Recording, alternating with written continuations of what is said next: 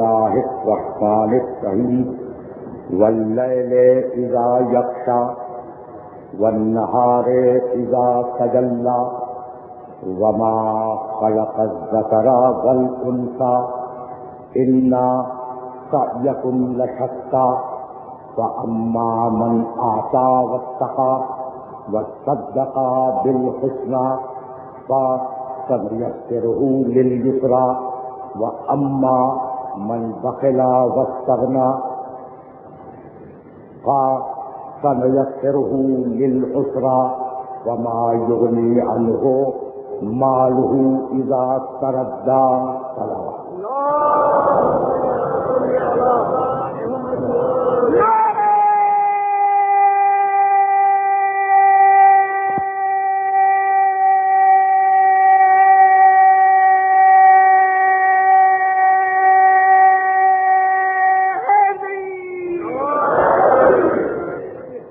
عزیزان محترم، حیات و کائنات کا الوہی تصور، اس عنوان سے ہم اپنی گفتگو کے تیسرے مرحلے میں داخل ہو رہے ہیں۔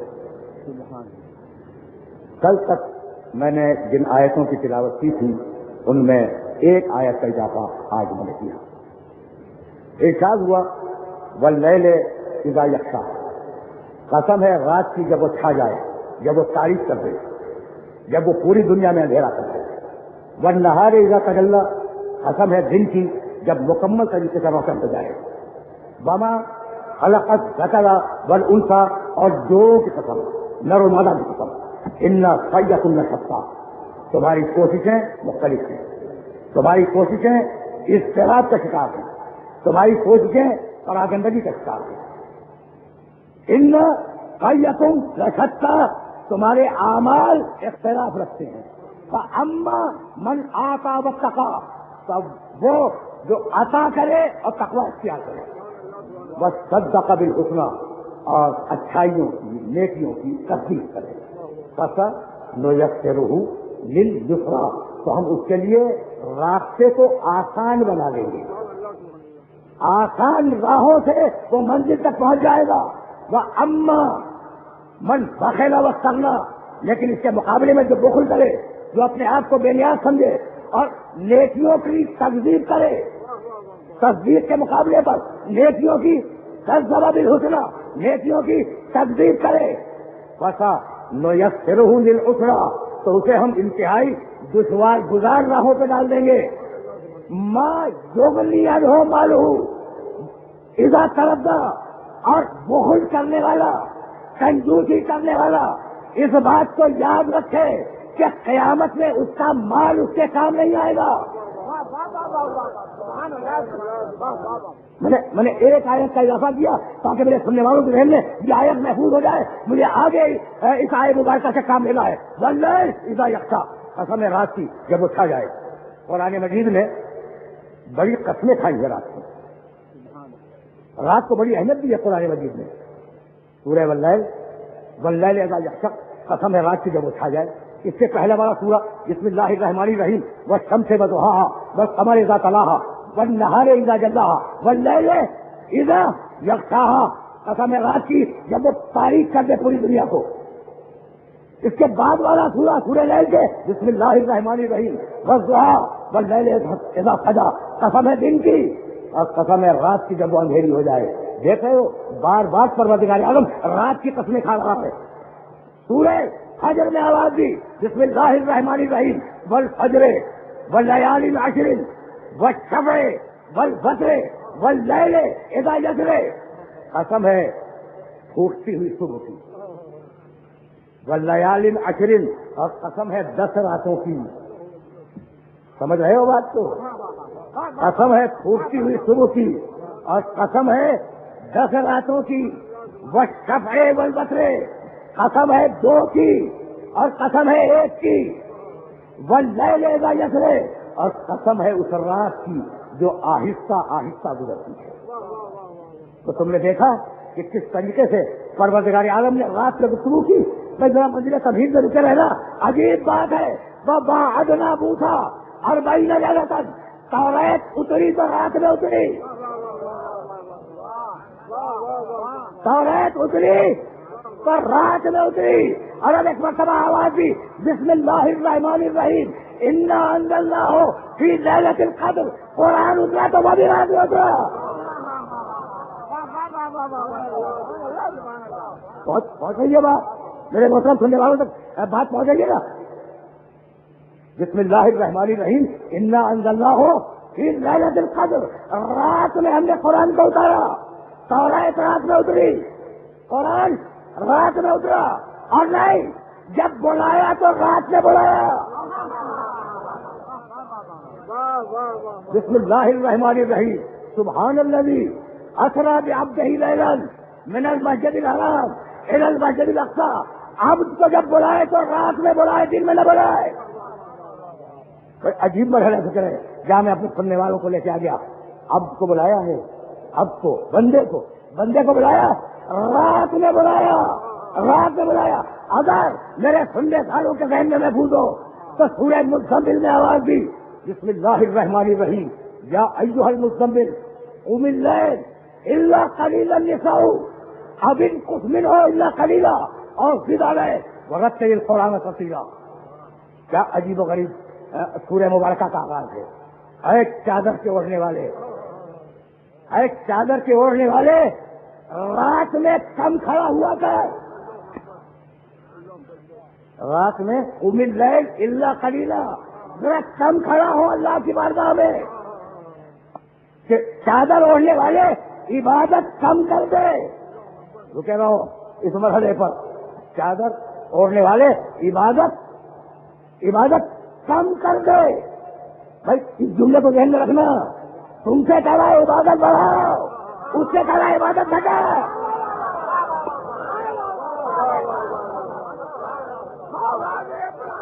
کیا کمال کی بات ہے، کیا کمال.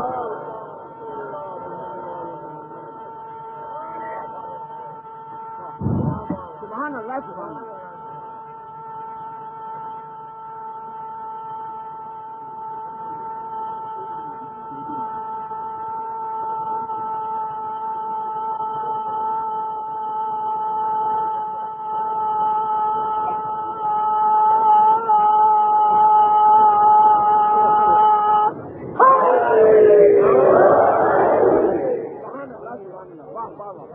میں نے کئی سال پہلے اسی ممبر سے اسی نعرے کے بعد ایک جملہ کہا تھا کہ پروردگار عالم نے سانس کی بھی قسم کھائی ہے. وہ صبح ایسا تنفسا، قسم ہے صبح کی جب لمبی سانس لے.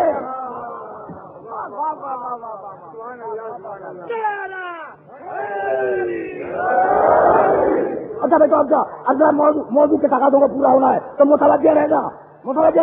کچھ کہنا چاہ رہا ہوں. حبیب رات کو تھوڑا کھڑا ہے. کتنا؟ آدھی رات. یہ کہو آدھی رات. ابھی کچھ مل ہو کم کر دے اور بھی ڈلا بڑھا دے. عجیب بات ہے. یعنی ایک ہی سانس میں تین باتیں، ایک ہی سانس میں تین باتیں. نساؤ آدھی رات کر دے. پوری رات رہی آدھی رات کر دے. میرا محمد پوری رات کھڑا ہوتا تھا نا، جبھی تو کہا کہ آدھی کر دے یا تھوڑا سا بڑھا دے یا تھوڑا سا گھٹا دے. بھائی یہ بات کیا ہوئی کہ آدھی رات کر دے، تھوڑا سا بڑھا دے، تھوڑا سا گھٹا دے. اللہ کہنا کیا چاہ رہا ہے؟ تو خدا کی قسم عجیب و غریب منطق ہے رات کی. بھائی کبھی کے دن بڑے، کبھی کی راتیں بڑی.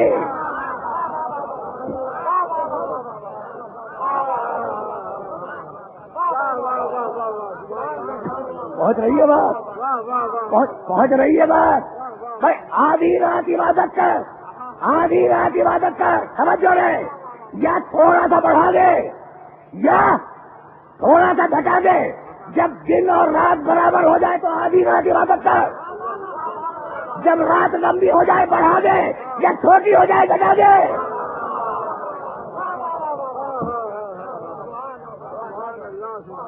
سمجھ رہے ہو بات کو؟ اچھا تو ہم سے کہتا ہے عبادت کرو، بڑھاؤ عبادت کو. اپنے حبیب سے کہہ رہا ہے عبادت گھٹاؤ. بھائی عجیب بات ہے خدا کی قسم. اب جملہ سننا اور ظاہر ہے کہ موضوع کے تقاضوں میں تجھے پورا ہونا ہے. میں پھر واپس جاؤں گا.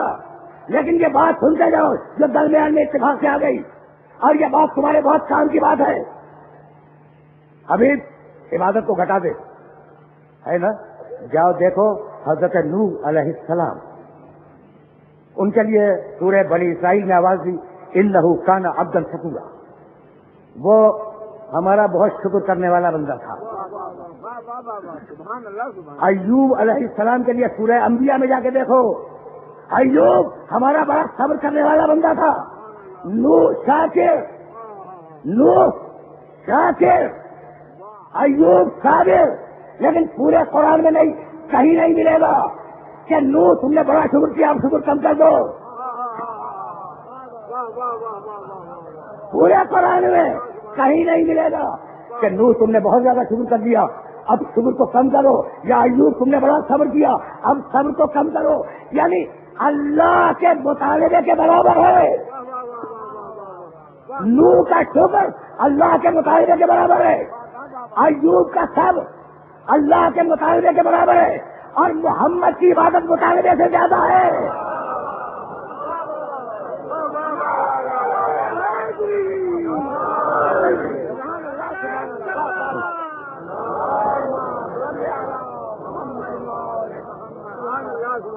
سن رہے ہو نا؟ باتیں پہنچ رہی ہیں نا میرے محترم سننے والوں تک. تو اب جو قرآن نے معیار دیا، دیکھو بسم اللہ الرحمن الرحیم، طٰہٰ ما انزلنا علیک القرآن لتشقیٰ، اے میرے طیب و طاہر رسول، ہم نے قرآن کو اس لیے نازل نہیں کیا کہ تو مشقت میں مبتلا ہو جائے. پوری راتوں میں جاگ کر پیغمبر اکرم نے ایک ہی تلاوت کی بارگاہ الہی میں کھڑے ہو کر کہ سورہ طٰہٰ میں کہنا پڑا کم کر دے. بھائی توجہ رہے، تو دوسروں سے مطالبہ ہے کہ بڑھاؤ، محمد سے مطالبہ ہے کہ گھٹاؤ. بھائی توجہ رہے، یعنی میں کہنا یہ چاہ رہا ہوں کہ معیار قرآن پر ایوب کا شکر، ایوب کا صبر پورا اترتا ہے، نوح کا شکر پورا اترتا ہے. لیکن میرے محمد کی عبادت معیار قرآن سے بڑھ گئی نا. میں تمہارے سامنے میں نے آیتیں رکھ دی، اور اب ایک آیت سنتے جاؤ. لیکن ذرا چلو سرنام کلام کی آیت کی طرف.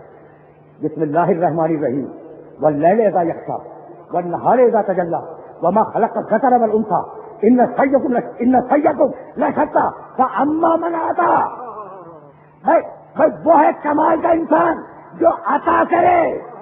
کیا عطا کرے؟ نہیں ہے جو عطا کرے. قرآن نے کہا یسألونک ماذا ينفقون، لوگ پوچھتے ہیں کہ یا رسول اللہ ہم کتنا خیرات کر دیں.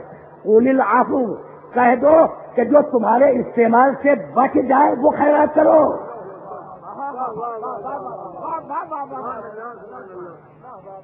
سننا خدا کی قسم، یسألونک ماذا ينفقون، لوگ حبیب تم سے سوال کرتے ہیں کہ کتنا خیرات کریں. قل العفو، کہہ دو کہ جو تمہارے استعمال سے بچ جائے، وہ خیرات کرو. رکے رہنا، اسے خیرات کرنا ہے جو استعمال سے بچ جائے. لباس تمہارے پاس استعمال کے لیے ہے، اور استعمال سے اگر زیادہ ہو اسے خیرات کر دو. ٹھیک، رہنے کے لیے جگہ تمہارے استعمال کے برابر ہے، اگر زیادہ ہو اسے بھی خیرات کر دو. دولت تمہارے پاس استعمال کے لیے ہے، اگر تمہارے استعمال سے بڑھ جائے، استعمال پہلے خیرات بعد میں. میرے پاس روٹیاں ہیں، حکم خدا یہ کہ پہلے میں کھاؤں پھر خیرات کروں. یہ ہے بندوں کا طریقہ، اور ان کا طریقہ یہ تھا کہ بھوکے رہ کے روٹیاں دے رہے ہیں.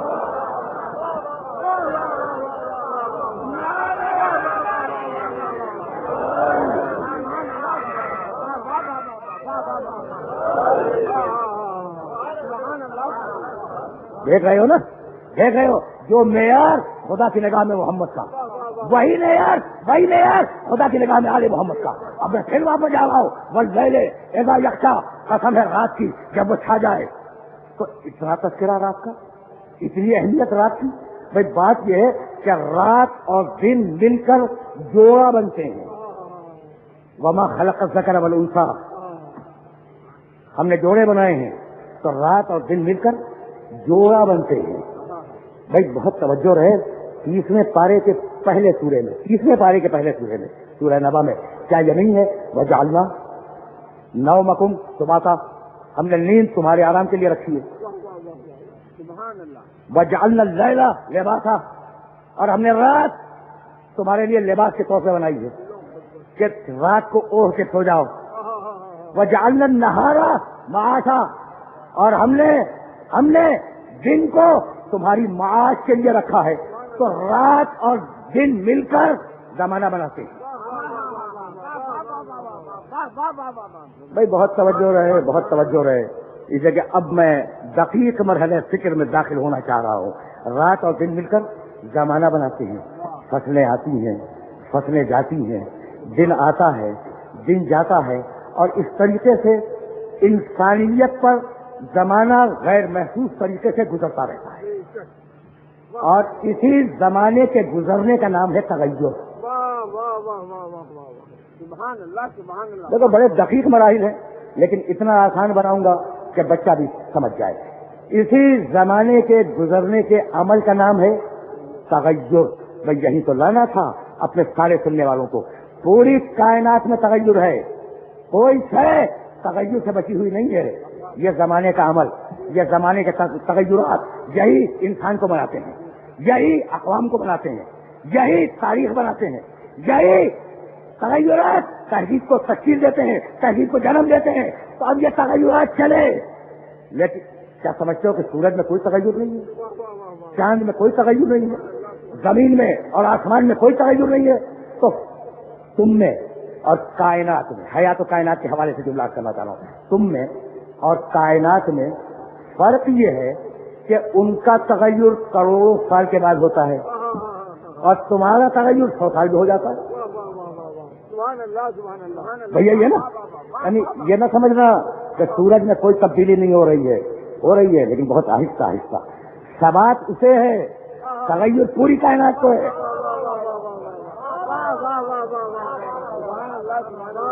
ثبات اسے، تغیر پوری کائنات کو ہے۔ اچھا جب تغیر پوری کائنات کو ہے تو ہمیں محسوس نہیں ہوتا، لیکن سائنسداں، رصدگاہوں والے، پڑھے لکھے لوگ، میتھمیٹیشین، ریاضی داں، وہ جانتے ہیں کہ سورج میں، چاند میں، ستاروں میں تغیرات ہو رہے ہیں، لیکن اس کے مقابلے میں ہمارا تغیر تیز ہے۔ منہا خلقناکم، ہم نے اسی مٹی سے تمہیں بنایا ہے، وفیہا نعیدکم، اور اسی میں پلٹا دیں گے، ومنہا نخرجکم تارۃ اخری، اور پھر ہم اس مٹی میں ملانے کے بعد دوبارہ تمہیں میدان حشر میں کھڑا کر دیں گے۔ تو آئے ہو ادھر سے، جانا ہے محشر کے میدان تک۔ بھائی بہت توجہ رہے، تغیر سمجھ میں آ گیا؟ کتنی تیزی سے پیدا ہوا، شیرخوار ہوا، بچہ ہوا، لڑکا ہوا، نوجوان ہوا، کل کی گفتگو سے متصل ہو رہا ہوں، جوان ہوا، ادھیڑ ہوا، بوڑھا ہوا، مر گیا۔ بھائی یہی تو ہے نا، کتنی تیزی سے تغیرات ہوئے۔ تو آئے ہو ادھر سے اور جانا ہے میدان حشر تک، تو وہ بھی غیب، قیامت بھی غیب۔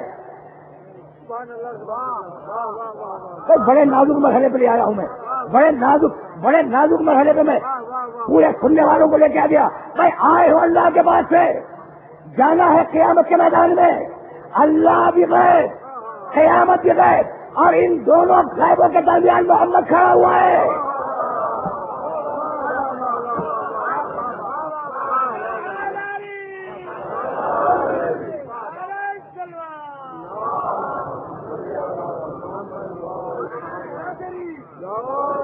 بھائی پہنچ رہی ہے نا بات میرے سننے والوں تک؟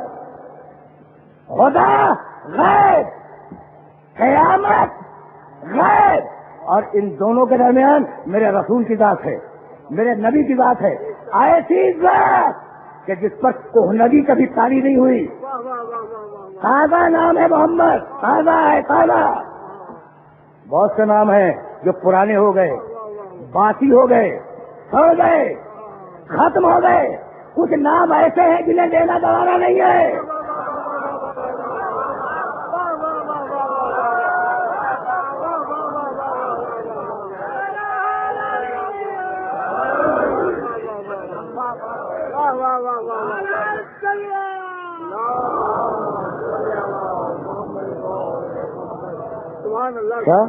کتنا تازہ نام ہے، اللہ غیر، قیامت غیر، اور دونوں کے بیچ میں کھڑا ہوا ہے میرا رسول. کتنا تازہ نام ہے. آج تک اس نام میں فرسودگی نہیں پیدا ہوئی، کوہنگی نہیں آئی. یہ نام پرانا نہیں ہوا. کل بھی تھا اشہد ان محمد رسول اللہ، آج بھی ہے اشہد ان محمد رسول اللہ، اور کل بھی ہوگا اشہد ان محمد رسول اللہ. تو نام پرانا نہیں ہوا. میرے نبی کا نام نہیں مرا، تو جس کا نام نہ مرے اس کی ذات مر جائے گی.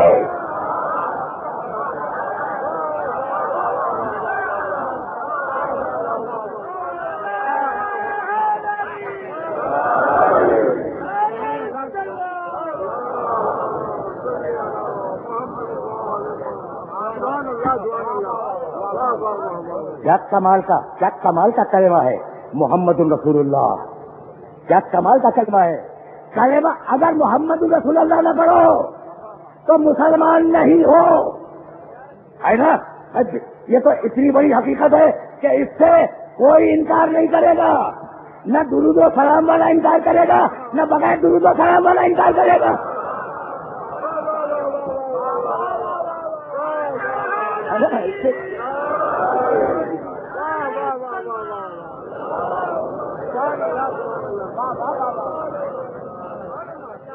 دیکھو محمد کسی شخص کا نام نہیں ہے. بھائی کتنا اطمینان ہے اللہ کو اپنے محمد پر، کتنا اعتماد ہے اللہ کو اپنے محمد پر. کتنی بھائی عجیب تشفی ہے پروردگار کو محمد پر. اگر اطمینان کامل نہ ہوتا تو اس پر نبوت تو ختم نہ کرتا. سمجھ رہے ہو؟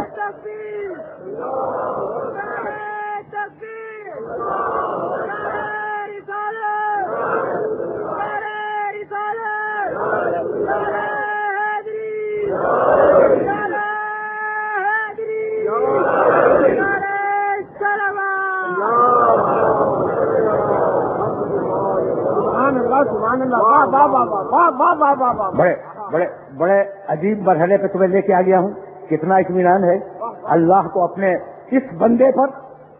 اگر اتنا اطمینان کامل نہ ہوتا تو اس پر نبوت کو ختم نہ کرتا. تو اب محمد کسی شخص کا نام نہیں ہے، محمد نام ہے اللہ کے آخری نظام ہدایت کا.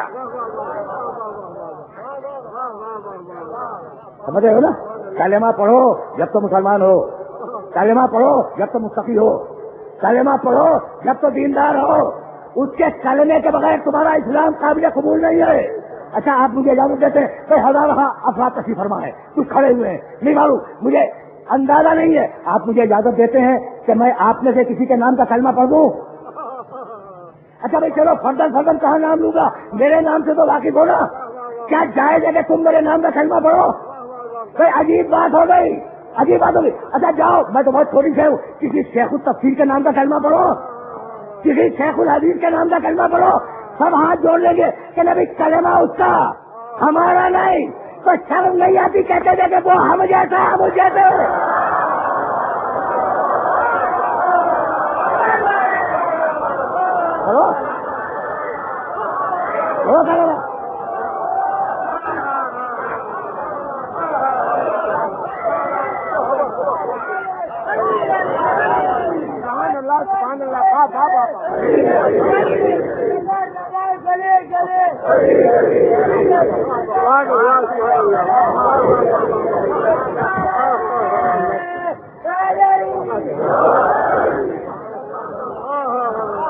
عجیب بات ہے، عجیب بات. اب سمجھ میں آئی، اب محمد رسول اللہ کی یہ سارا سمجھ میں آئی.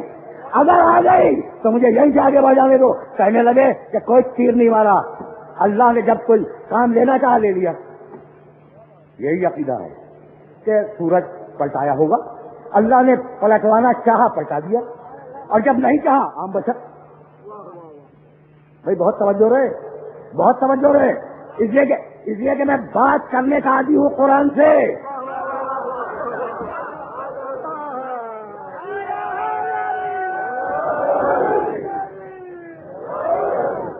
کہنے لگے ہاں ٹھیک ہے، نبی نے غیر معمولی کام تو کیے تھے، بڑے بڑے کام کیے. چاند توڑ دیا، ستارہ اتار لیا، گو سے کہا کلمہ پڑھ، اس نے کلمہ پڑھ دیا، درخت نے سلام کر دیا، غیر معمولی کام تو کیے.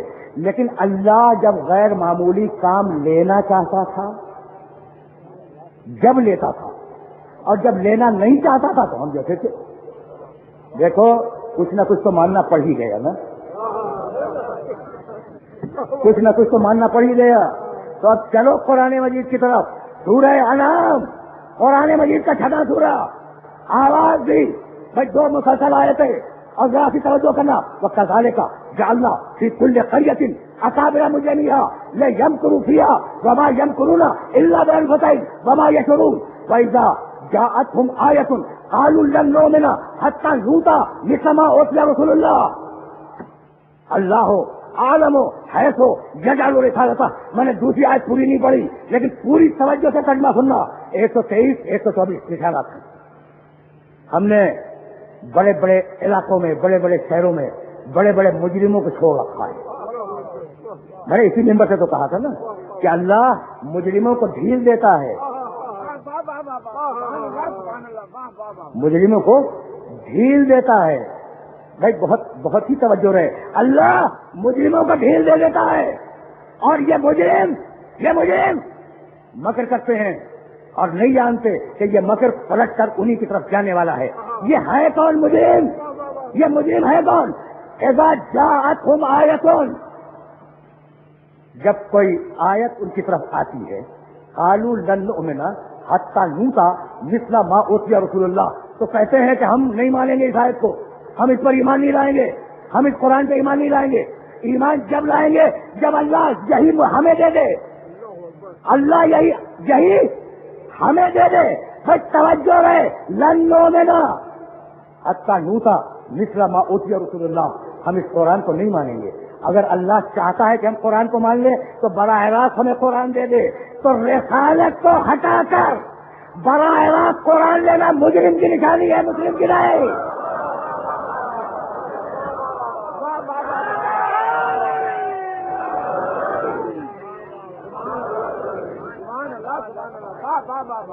مجرم کہتا ہے ہمیں رسول نہیں چاہیے، براہ راست کے پاس چاہیے. سن رہے ہو نا؟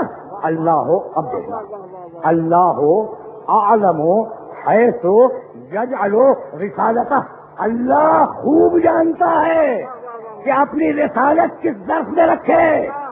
تو اگر ظرف محمد اس قابل نہ ہوتا تو رسالت وہاں لے جاتی.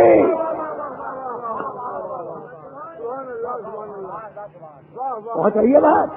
اگر ظرف رسالت، بھائی توجہ رہے، محمد کا جسم، محمد رسول اللہ کا پیکر، محمد کا کال بدھ اگر اس قابل نہ ہوتا کہ اس میں رسالت رکھی جائے تو اللہ کبھی رسالت نہ رکھتا. جاؤ دشمن کی نگاہ سے دیکھو میرے محمد کے پورے کردار کو.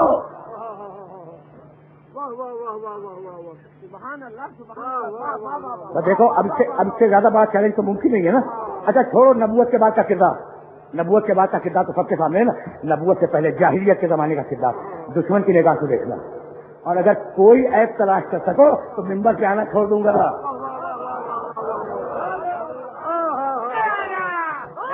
دشمن کی نگاہ دیکھو، تنقید کرو، اب غیر جانبدار ہو کے تنقید کرو، رسول سمجھ کے تنقید نہ کرو. اور اگر ایک بھی حرف تنقید آ جائے تو کلمہ پڑھنا چھوڑ دوں گا. ایسا بے عیب رسول کہ جب کوہ صفا کی بلندی سے مشرکوں کو جمع کرنے کے بعد، یاد ہے نا کوہ صفا کا واقعہ، پیغمبر اکرم نے کیا کیا؟ پہلی مرتبہ کوہ صفا کی بلندی پر، وہ صفا و مروہ جس کے درمیان کھڑی کی جاتی ہے، اس میں ایک پہاڑ کا نام ہے کوہ صفا. کوہ صفا کی بلندی سے جب میرے نبی نے آواز دی اور سارے مشرکین جمع ہوئے تو ایک مرتبہ میرے نبی نے پوچھا ان سے پوچھا کہ اس پہاڑ کے پیچھے ایک لشکر ہے، اگر میں کہوں کہ لشکر ہے تو مانو گے؟ چلے گا ہاں ضرور مانیں گے. کیوں نہیں مانیں گے؟ کوئی سننا خدا کی قسم، عجیب جملہ ہے. مجھے بول رہا ہے میرا رسول پوچھتا ہے کہ اگر میں کہوں اس پہاڑ کے پیچھے لشکر ہے مانو گے؟ لشکر غیب، لشکر غیب نہیں، لشکر تو تھا ہی نہیں، غیب الغیب، غیب الغیب. تو جسے غیب پر ایمان دلوانے کے لیے بھیجا گیا اس کی زندگی کا پہلا خطبہ غیب سے شروع ہوتا ہے.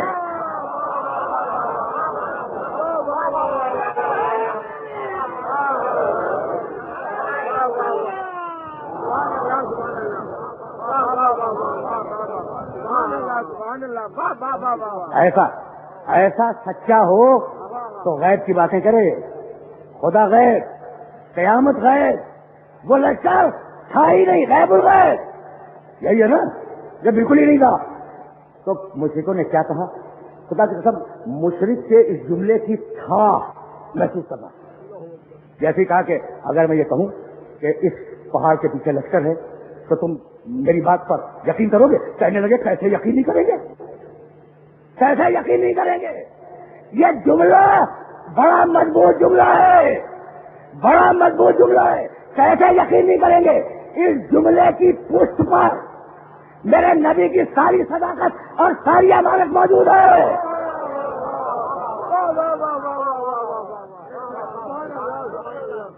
اچھا بھائی, ابھی بات کروں گا کہ مشرکین میں پھر دو گروہ ہو گئے, لیکن میں دیکھو ان مشرکین نے پھر اللہ کو ایک مان لیا نا. اچھا پھر قیامت کو بھی مان لیا. اگر مانا نہ ہوتا ان مشرکین نے تو یہ مسلمان اتنے سارے کہاں سے ہوتے؟ ایک کمال کی بات ہے. میرے نبی نے کہا اللہ غیب میں ہے, ایک ہے, مانو. مان لیا. مشرکین میں دو گروہ ہو گئے نا, انہوں نے مان لیا, ان کی بات کر رہا ہوں میں. بھائی اگر مان نہ لیا ہوتا تو وہ سارے مدینے والے, سارے مکے والے جو رسول کے لشکر میں تھے وہ کہاں سے آتے؟ تو مانا نا, مان لیا. میرے نبی نے کہا,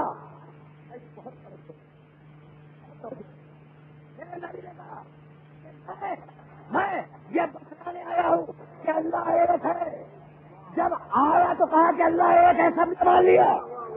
جب آیا تو کہا اللہ ایک ہے, سب نے مان لیا. اور جب جا رہا ہے تو کہہ رہا ہے یہ مولا ہے, کوئی نہیں مانتا.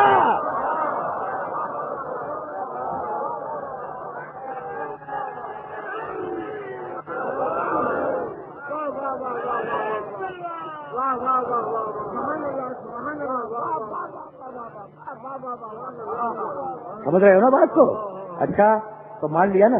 اچھا کچھ وہ تھے جنہوں نے نہیں مانا, اور جیسے ہی پیغمبر اکرم نے اپنی رسالت کا اعلان کیا, جان کے دشمن ہو گئے. اب راستے میں کانٹے بچھائے گئے, اب پتھر مارے گئے.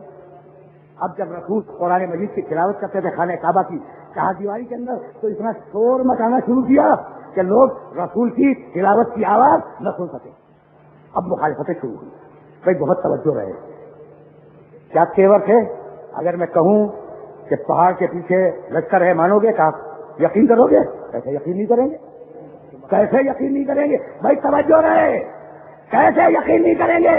یہ جملہ مشرکین کا ذہن میں رہے, یہی سے مجھے آگے بڑھنا ہے. اچھا تو یہ کیوں یقین کرنے پہ آمادہ ہے؟ اس نے کہ سچائی دیکھ چکے, امانت داری دیکھ چکے, اس کی دیانت دیکھ چکے.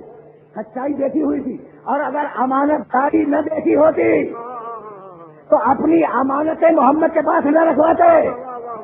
اب اجتماع ہوا مشرکوں کا کہ اس نے بڑا پریشان کیا ہے, ہمارے بتوں کے خلاف بولتا ہے, ہمارے رسوم و رواج کے خلاف بولتا ہے, ہماری پوری تہذیب کو یہ محمد اکیلا توڑ رہا ہے. کیا کرے؟ قتل کر دے. یہی ہے نا, یہی ہے. بھائی توجہ رہے, محمد کو قتل کر دیں. میٹنگ میں فیصلہ ہو گیا کہ محمد کو قتل کر دیا جائے, لیکن یہ فیصلہ نہیں ہوا کہ پہلے امانتیں لے لو پھر قتل کرو.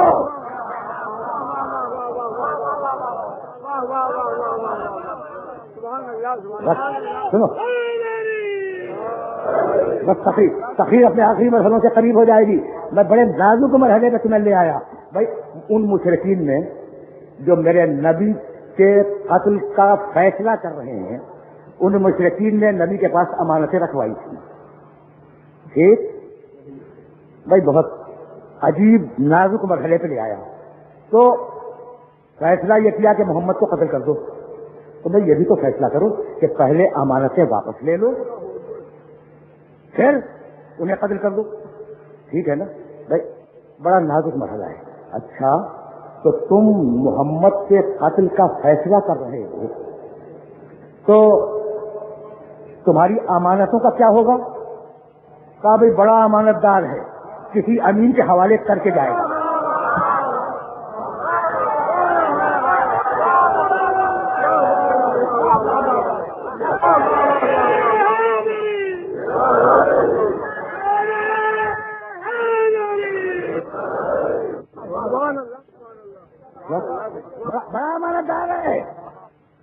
نہیں ہونے دے گا، کسی امین کے حوالے کر کے جائے گا. اچھا بھائی عجیب بات ہے، کسی امین کے حوالے کر کے جائے گا، کسی امین کے حوالے کر کے جائے گا، تو تمہیں کیسے پتا چلے گا کہ کس کے پاس ہے؟ کہا نہیں ہم جانتے ہیں، ذوالخیرہ میں جسے وسیع بنایا ہے.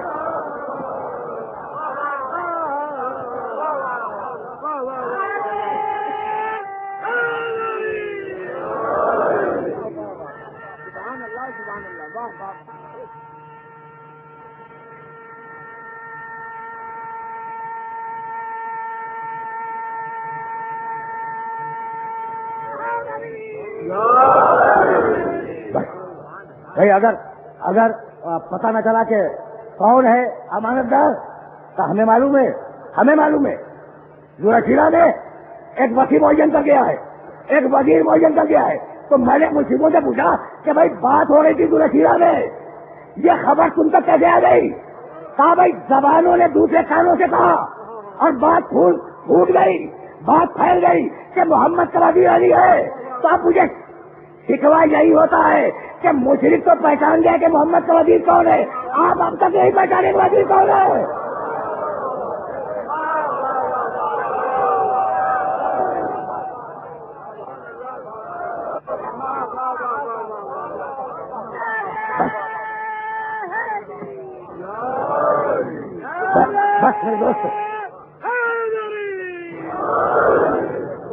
بس میرے دوستوں، میرے عزیزوں، تقریر رک رہی ہے لیکن میں مجبور ہوں، اب میرے محمد کو شہر چھوڑنا ہے، اسے کہ جان کا خطرہ ہے نا.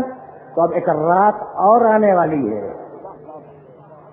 ہجرت کی رات پہنچ گئی، فکر اور پہنچ گئی فہم. جہاں تک میں اپنے سننے والوں کو لے کے جانا چاہ رہا تھا، معراج رات میں ہوئی، نزول قرآن رات میں ہوا، ہجرت رات میں ہوئی. بات پہنچ رہی ہے نا. اچھا تو اب پیغمبر کو شہر چھوڑنا ہے اور رات کے وقت شہر چھوڑنا ہے. بس میری تقریر تمام ہو گئی. اب نبی کے ساتھ دو مرحلے ہیں، اگر رہ جائے تو قتل ہو جائے گا اور اگر چلا جائے تو پیغام خطرے میں آ جائے گا،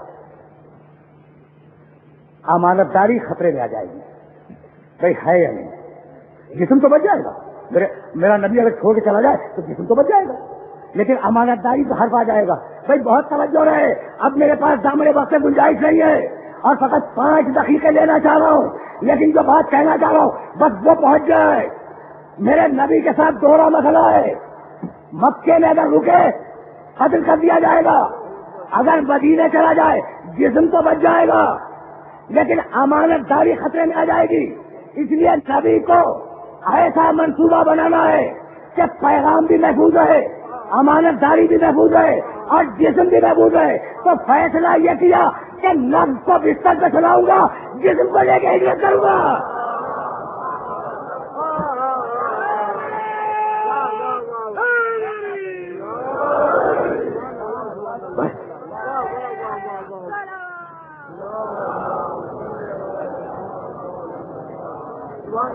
بس میرے عزیزوں، میرے دوستوں، گفتگو اپنے آخری مرحلے میں داخل ہو گئی.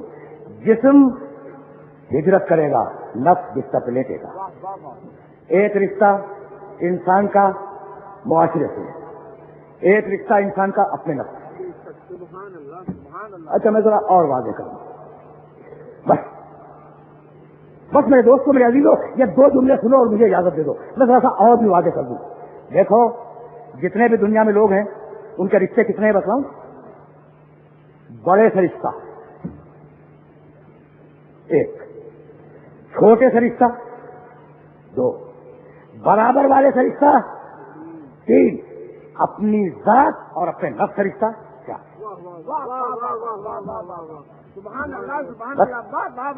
تو یہی تو رشتے، بڑے سے رشتہ، چھوٹے سے رشتہ، برابر والے سے رشتہ، اپنی ذات سے رشتہ. اب یہ 4 رشتے ہیں نا، تو میں تمہیں ایک مثال کے ذریعے سمجھا دوں. دیکھو مسائل میں بہت زیادہ وقت نہیں لوں گا، 2 دقیقے لوں گا، اور جو 2 دقیقے اس سے پہلے کے ہیں ان میں چاہ رہا ہوں کہ یہ بات بچوں تک بھی پہنچ جائے. اب میں اپنی مثال دیتا ہوں. رشتے کتنے؟ 4. بڑے سے رشتہ، میں اپنے باپ کا بیٹا ہوں، بڑے سے رشتہ. چھوٹے سے رشتہ، میں اپنے بیٹے کا باپ ہوں، 2 رشتے ہو گئے. برابر والے کا رشتہ، میں اپنے بھائی کا بھائی ہوں، 3 رشتے ہو گئے. اور اب ذات سے رشتہ، میں 2 آنکھوں والا، 2 پیروں والا، 2 کانوں والا، 2 ہونٹوں والا، تمہارے جیسا ہے کہ انسان، تو سب مشترک ہے نا. میری ذات سے رشتہ کیا ہے؟ میں سید الشہداء کا ذات ہوں، یہ ہے ذات سے رشتہ. ہو گئی بات، مکمل ہو گئی نا بات. بڑے سے رشتہ، چھوٹے سے رشتہ، برابر والے سے رشتہ، ذات سے رشتہ. بڑے سے رشتہ باپ کا بیٹا ہوں، ٹھیک. چھوٹے سے رشتہ بیٹے کا باپ ہوں. برابر والے سے رشتہ بھائی کا بھائی ہوں. ذات سے رشتہ، نفس سے رشتہ سید الشہداء کا ذاکر ہوں. اب ذرا اس نقطۂ نظر سے میرے حسین کو دیکھنا. بڑے سے رشتہ باپ امام، بڑے سے رشتہ باپ امام، چھوٹے سے رشتہ 9 بیٹے امام، برابر کا رشتہ بھائی امام، اور ذات سے رشتہ خود امام.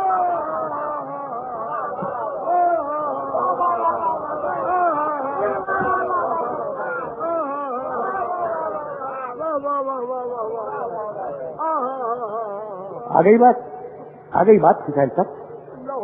کیا کمال کی شخصیت ہے میرے مولا کی. بڑے سے رشتہ باپ امام، چھوٹے سے رشتہ 9 بیٹے امام، برابر کا رشتہ بھائی امام، برابر کا بھائی امام، اپنی ذات سے رشتہ خود امام. ٹھیک ہے نا. امام وہ جو ظرف مشیت الہی ہو.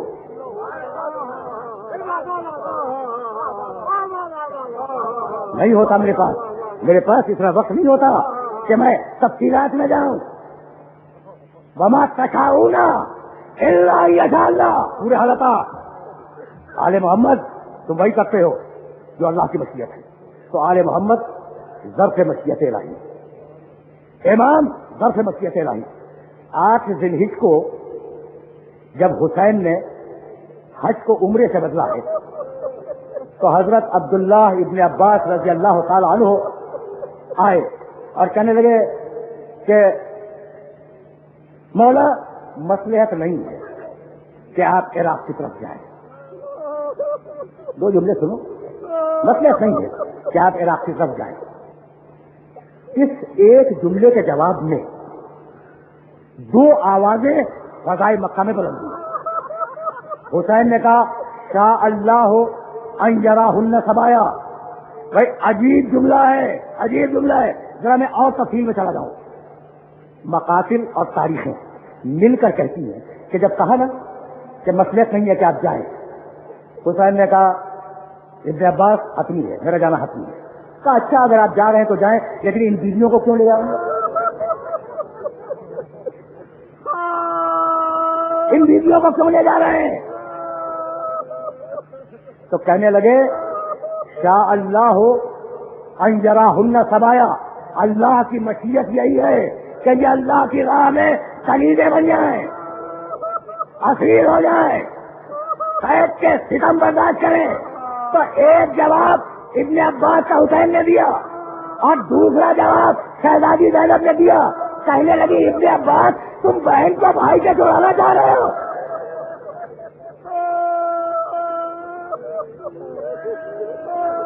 اجرکم اللہ، اجرکم اللہ. چلے حسین، چلے بیویوں کو لے کے چلے. دوسری محرم کی تاریخ تھی جب حسین سرزمین کربلا سے وارث ہوئے. اچھا حسین جب وارث ہوئے تو حر نے روکا، اور جب حر نے روکا تو حر نے حسین کے گھوڑے کی لگام کھائی. حسین نے کہا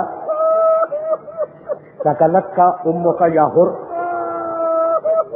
تیری ماں تیرے ماتم میں بیٹھے، تیری یہ مجال کہ تو میرے گھوڑے کی لگام تھام لے.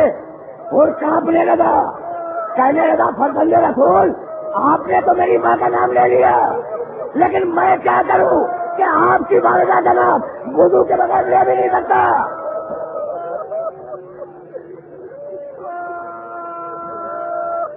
بس دیکھو اب دامن وقت میں گنجائش نہیں ہے, اب بالکل دامن وقت میں گنجائش نہیں ہے. اور اب ایک جملہ کہوں گا, تم بول چکے نا, میری مجلس تمام ہو گئی, بس ایک جملہ سنو. کیا کہا حور نے؟ ایسا حسین نے کیا کہا؟ حور تیری ماں تیرے ماتم میں بیٹھے, میرے ایمان کی زبان متحف سے یہ جملہ نکلا. کوئی نہ کوئی تو مصلحت تھی نا, تو یہی مصلحت تھی کہ جب میں حور کی ماں کا نام لوں گا, تذکرہ کروں گا, تو اس کے ذہن میں میری ماں کا احترام آ جائے گا. حور گھبرا کے کہنے لگا, فضل رسول اب میں کیا کروں, اس لیے کہ آپ کی والدہ ماجدہ کا نام میں بغیر وضو کے لے بھی نہیں سکتا. بس آخری جملہ سنو, تم رو چکے. یہ جملہ عباس نے دور سے سن لیا. کیا حسین کی ماں کا نام لے رہا ہے. ایک مرتبہ تلوار نکالی, تلوار کو چمکاتے ہوئے آئے اور کہنے لگے, یہ تو کس کی ماں کا نام لے رہا تھا. ارے اگر آپ کی زبان کا جملہ نکلا تو زبان کاٹ کے چلے آ,